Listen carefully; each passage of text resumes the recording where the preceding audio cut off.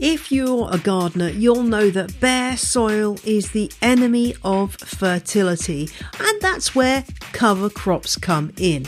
And thanks to show sponsors True Leaf Market, we have you sorted for cover crops this autumn. True Leaf Market have been selling heirloom and organic garden seeds since 1974, and they've got a great selection of cover crop seeds, including their all-purpose garden cover crop mix, the most popular cover crop they sell to home gardeners. No idea where to start with cover crops? Well, True Leaf Market has a free PDF guide to cover crops. Just visit trueleafmarket.com and search for cover crop guide.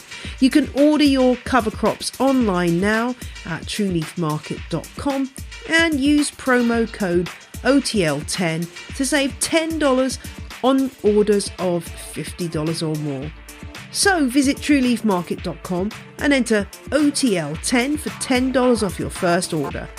Check out the show notes at janeperrone.com for more.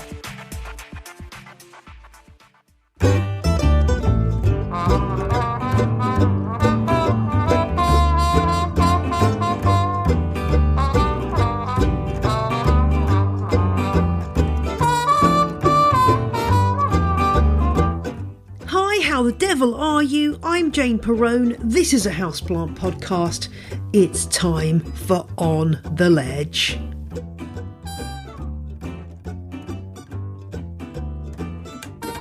Welcome to the show, whether you are a first-time listener or an old hand.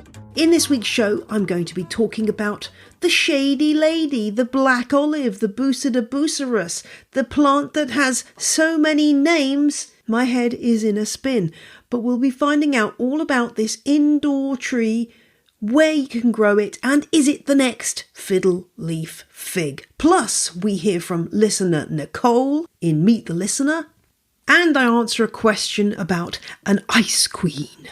No, I'm not talking about Jane Torville. Gosh, that's dated me, hasn't it? As the phrase adapted from the book of Ecclesiastes goes, there is nothing new under the sun. And this applies often to houseplants too. But I have to admit that when I first saw a plant called the shady lady or the black olive or Bucida buceras start to be talked about as an indoor landscaping tree, this was a new one on me. My interest really started to be piqued when I saw a piece in Real Homes in 2021 asking, is this houseplant the new fiddle leaf fig? Well, that's a big claim because, of course, the fiddle leaf fig has been the tree of the moment, the tree of the last 5 years, I would say, in people's houses. So could this be a new contender on the houseplant tree scene? Well, let's not get ahead of ourselves. First, we need to figure out what this tree is actually called, where it comes from, how it grows, and all that useful information that can get us really tuned in to this particular species. So let's start with geography. Where is it from? Well, if you go to the Plants of the World online site, part of the Royal Botanic Gardens Kew site, which is a really good resource for accurate information about plant species, you'll find that the actual current accepted scientific name for this plant is Terminalia buceras, and its native range is central Mexico to Colombia and the Caribbean. But the text also notes that it has been introduced as a tree in Florida, so it also grows there. Pretty similar climate. Now, if you're assuming that the common name black olive has been given because this is a relative of the black olive, well, you've obviously not been listening to this show long enough, because it's well documented in On the Ledge that common names, they lie. They tell you things that aren't true. And that's the case with this common name. This plant is not a close relative of Olea europaea, the olive species that produces lovely oils and so on. For us, that comes from the Mediterranean. So the name has just been co-opted because oh, we've got this new tree we want to market, and hey, it looks a bit like an olive tree. So how does it grow in the wild? Well, its height really varies. It can get up to 20 or so meters, around sort of 70, 80 feet. And it's a tree that's often found in coastal areas. It's very salt tolerant, which incidentally is one of the reasons which makes it a good houseplant. You'll find that's also true of things like the Kentia palm. That salt tolerance tends to help out those plants when they're planted in a pot, and there tends to be a build-up of mineral salts. And it does have some practical uses. It's widely used in the timber industry. The wood is called jacaro or oxhorn bucida, and it's used for various purposes, building and decking, and that's because it's very, very tough wood. It also happens to be very strong in tannins, the leaves and the bark and the fruit, which I guess could be the other reason why it's called black olive, because it does have little fruits. They don't look much like olives, but there we go. It's full of tannins, and I did find an article about how there's a particular caterpillar that feeds on this plant that might enhance these tannins and cause staining when it's planted as a shade tree, as it often is in places like Florida. I guess hence the other name, shady lady. And I did even find a reference to this plant in the catalogue of the Great Exhibition, which took place in 1851, which stated that Bucida buceras, or olivia, as it was called at the time, is a strong, useful wood used for making shingles from 2 to 4 feet in diameter. So there we go. It's obviously been a plant and a tree that has been known in the world of horticulture for some time. But how is it being used now, and should you be making room for it in your home? My guest this week is Joop Huner, who is a veteran of the Dutch nursery scene, and he has loads of experience of working with this tree with different nurseries, including Vakjan project plants, whose glass houses extend to around 100,000 metres squared. So I started by asking Joop about this tree and when it first appeared on the Dutch plant scene. It has been around many years. I know that since about the mid-90s they were imported for the first time in the UK and in Europe, in Holland. They are imported from Florida, and what they do is they grow them out on the fields in Florida, and what they do is they put them in pots to make a nice root ball, put them in the shade area to help them to adapt to a lower light level, and then they're shipped. And since then, actually, it's becoming very popular. And I always say the plant sells itself. If you see a Bucida tree in the greenhouse and you're looking for a tree or a ficus or something else, say, that's it. That's what I want. And that's most of the time a black olive, because it's very attractive because of the density of the leaves, the size of the leaves, the shape, the character of the tree. It's very decorative. I call it a green cloud tree because it looks like there are green clouds of leaves hanging on the stem. I've seen this described as the next fiddle leaf fig. Now, I'm personally, visually, I'm not that keen on the look of the fiddle leaf fig. This is a very different kind of leaf and effect that we're getting. As you say, it's this much more fine leaves.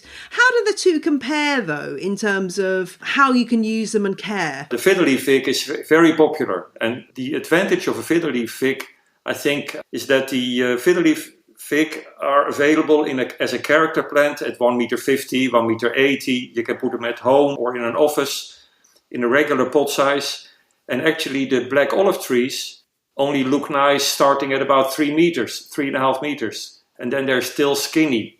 And they're getting more and more popular even in that size and even if not that majestic look. So the gap widens in between the fiddle leaf fig and the black olive is that they are popular, but the fiddle leaf fig is still a very popular plant. But of course it has its, if you like it or not, but it has the large leaves and glossy and it's very bold. While the Bucida is completely the opposite.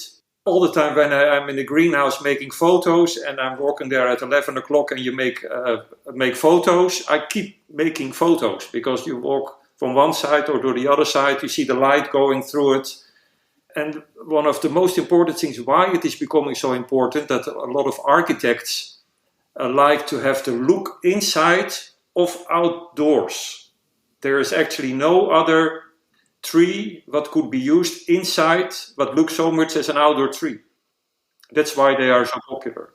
I guess maybe in the UK, with our architecture, the use of the black olive is kind of limited unless you live in a lovely house with a huge high ceilinged atrium, which not many of us do. I imagine possibly in Europe and possibly, well, more likely in North America, there's a lot more homes that could accommodate a 3-meter tall tree in some area that would work. I'm thinking of my 1930s house and thinking I would have nowhere to put that. But I can see the appeal of a tree that looks like it could be outside. That's an interesting point. What is important that it needs enough light, not direct sunlight, but light is important.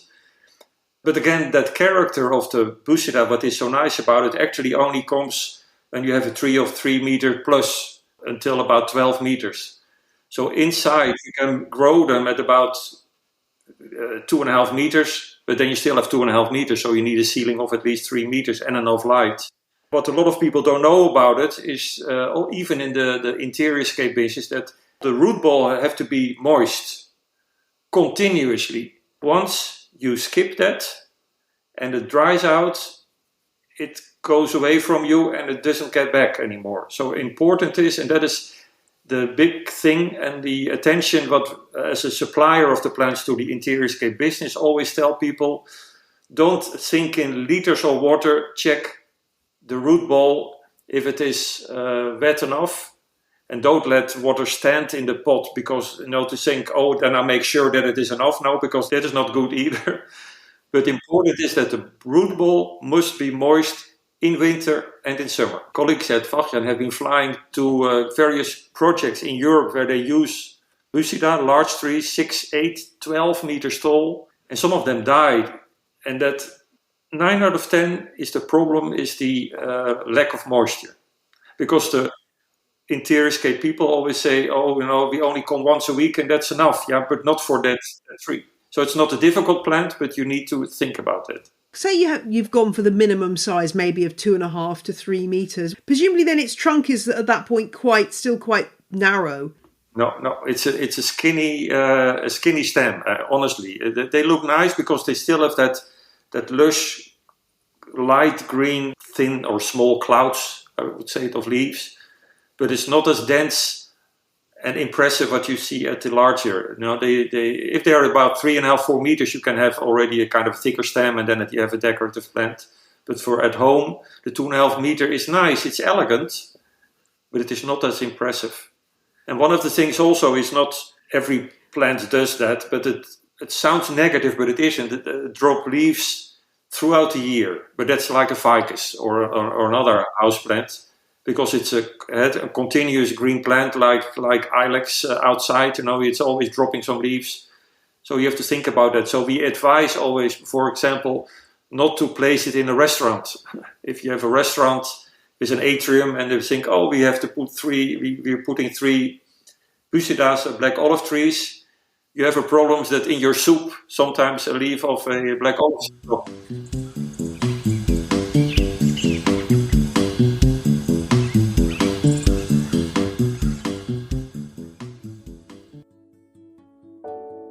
This episode of On the Ledge is sponsored by BetterHelp. Have you ever had that scenario where you're so tired, but you're lying in bed and your brain just won't shut up? Or you're just about to go into a very important work meeting and something just keeps on niggling at you and you can't concentrate. Yep, been there, done that. Cursed my overactive brain. Well, if you're anything like me, you've probably tried a million things to deal with a brain that's a cross between Seabiscuit and Shergar. One thing I have found extremely helpful is therapy. But how do you find the time for that? BetterHelp makes therapy flexible. It's entirely online, so you can schedule sessions with your therapist to suit your own schedule. You just need to fill out a few questions online to get started. BetterHelp matches you with a licensed therapist, and you can switch therapists at any time for any reason for no additional charge. Get a break from your thoughts with BetterHelp. Visit betterhelp.com/OTL today to get 10% off your first month. That's BetterHelp, HELP.com/OTL. More indoor tree chat to come, but now time for a quick Q&A. And this comes from Amy, and Amy wants to know about the Peperomia cultivar Ice Queen. So, what can we find out about this cultivar? Well, not a lot, unhelpfully, I'm afraid, Amy. So this is a cultivar of the wonderful species Peperomia argyrea, the watermelon peperomia, named for the silver and white patterning on the leaves, which gives it that look of a watermelon skin, except in this cultivar Ice Queen, the silver really dominates, just leaving the main ribs green and the centre where the petiole meets the leaf blade green. So you end up with this very, very silvery leaf. Now, I've not been able to find a patent for this particular plant. I can see references coming into this Ice Queen cultivar in around 2022, last year. It's being sold by the Eden Collection, which is a popular Netherlands plant brand. And this plant seems to have got a bit of a premium on the regular argyrea, as any new and exciting cultivar might do. You tend to find this plant is slightly more expensive, although it's still not that expensive. I've seen it for around €12, £12, anything up to about £17, £20 maximum, I would say. The other name that Amy has seen it referred to as is the giant watermelon peperomia, because the leaves are quite large. So what's going on? Well, I suspect this is one of these cultivars that's very new to the scene, hasn't really been registered. But other than that, I'm fairly ignorant as to this plant, and I would love to know more. So yeah, if you know the story behind Peperomia Ice Queen, do let me know. Sometimes this is the problem with plants, particularly house plants. The information requires some digging and some asking the right people. And in this case, I haven't managed to get any good answers for you. So it's a bit of a busted flush, this question, but maybe putting the word out on this podcast will enable us to find somebody who knows more about the origins of Ice Queen. So do look out for that one and tell me what other peperomias you're enjoying at the moment. And if you've got a question for On The Ledge, drop me a line. ontheledgepodcast@gmail.com. And now let's hear from this week's listener in Meet the Listener. It's Nicole. I'm Nicole, self-confessed plant lover but plant killer, and founder of Nicole's Jungle, where I make miniature versions of all your favourite houseplants handcrafted from paper. When did you get into houseplants and why? Joined the plant community around summertime 2019, so about 4 years ago, after looking for just one plant to fill an empty corner in my living room. And I found this picture of an incredible plant wall on Pinterest and decided I wanted to recreate it in my house, and I was hooked. What's the latest addition to your houseplant collection?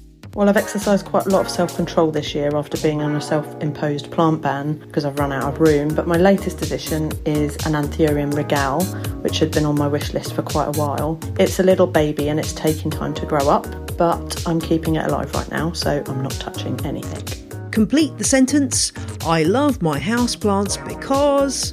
Aside from being a way to bring my home to life, they've introduced me to just the most wonderful community. I'd never have known before I started collecting plants that this community existed, and I've just made so many plant pals over the last 4 years. That's definitely the best part for me.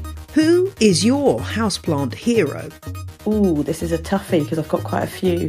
I guess for me, I really admire some of the people that have been able to take their plant passion and turn it into a business. And there's a few people I could name who have done that I really admire.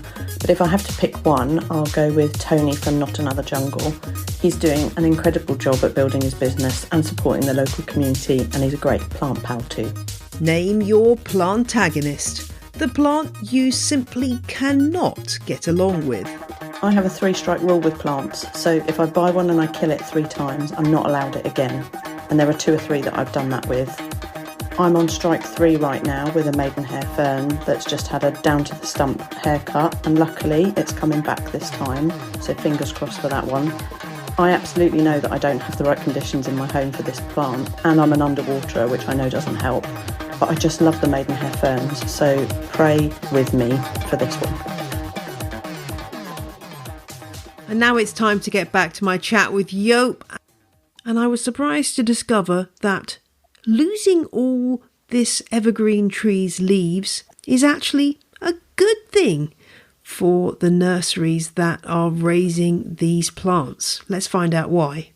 We get the buceras in from Florida. No, one thing is important to say, it's funny, they arrive after 2 weeks of shipping and they drop 100% of their leaves after arrival because they have been in the dark. And then funny enough, we like that because then you get all the new leaves grown in the greenhouse under lower light conditions as the fields in Florida. So that is important. But they come, if you have 50 Bucida trees of 4 meter, they're all different.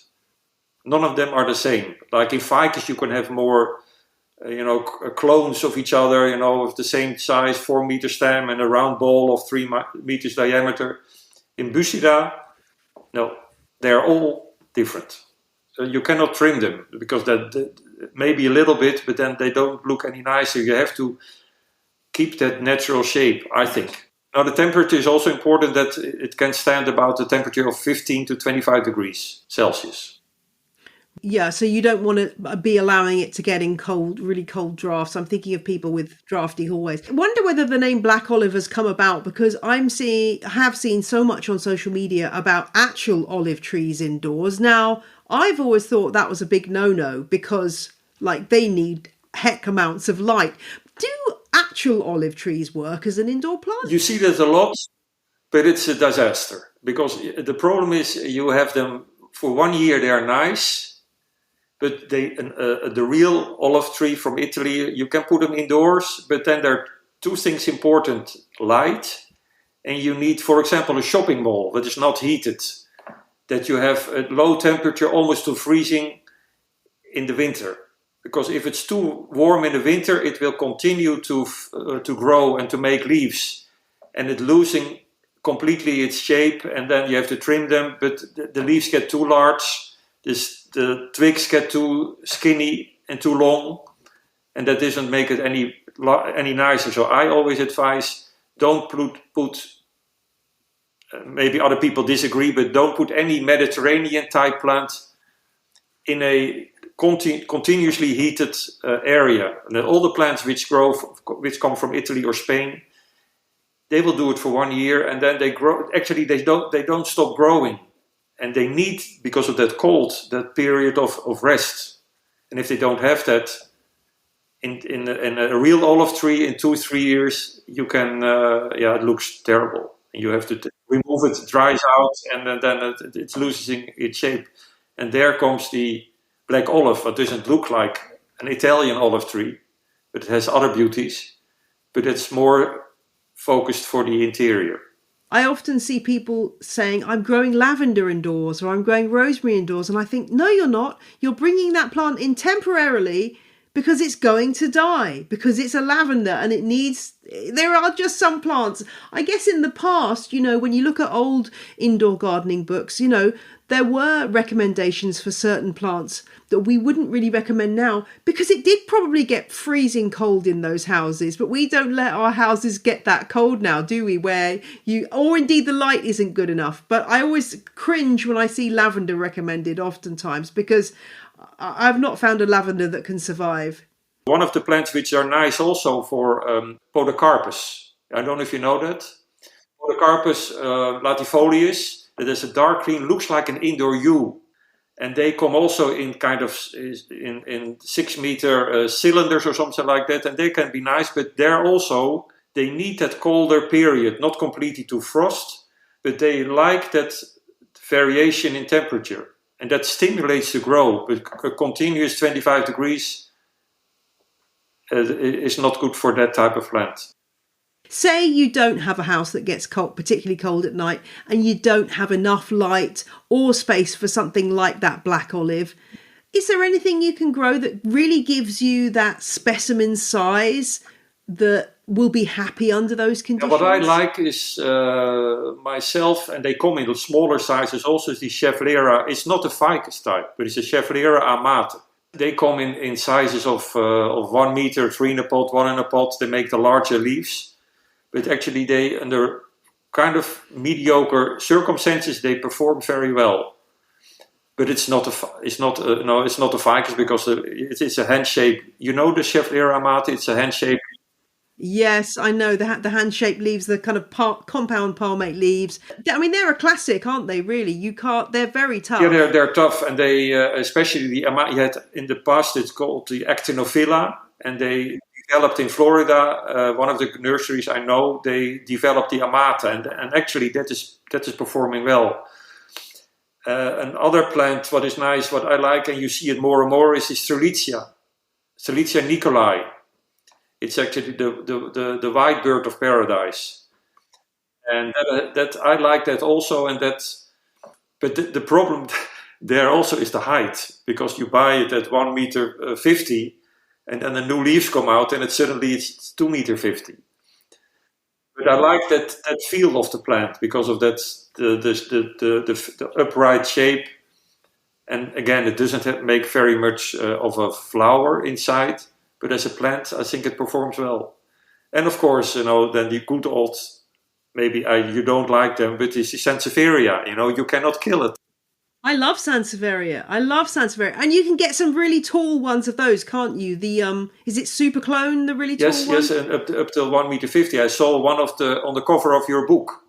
Yes, it's a really great plant, and you can get some really, really tall ones, which are amazing. I think they're stunning. I think we're only just scratching the surface of the Sansevierias in terms of their use as houseplants. So yeah, I'm hoping there's going to be even more becoming available. I'm on a few Sansevieria Facebook groups where you see plants in their native habitat, and that's amazing. And some of them are big, So, well, I don't think I'm going to be buying a Shady Lady. I'll probably be buying more Sansevieria, but I don't think a black olive is for me in my relatively low ceilinged home. But it's really interesting to hear how it's being used.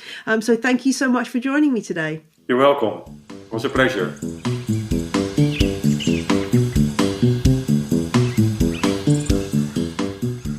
Thanks so much to my guest, Joop, and do check out the show notes at janeperrone.com for lots more Shady Lady links.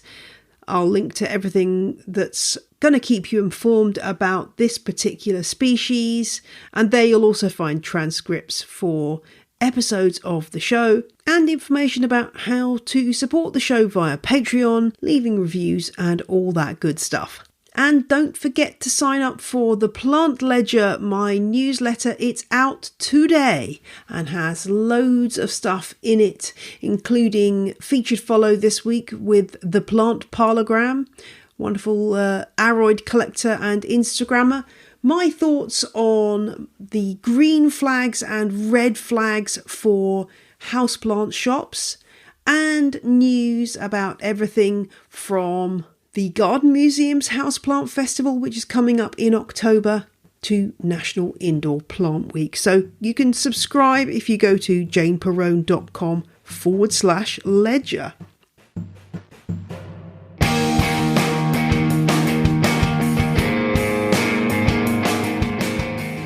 I will be back in 2 weeks. I hope I still have a voice because I'm recording the audiobook, so I'm doing a lot of talking at the moment. 'Twas ever thus. Have a great couple of weeks and I'll speak to you soon.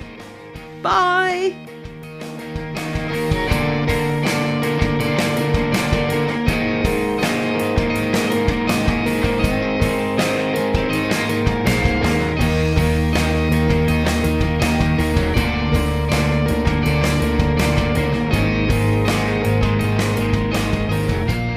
The music you heard in this episode was Roll Jordan Roll by the Joy Drops.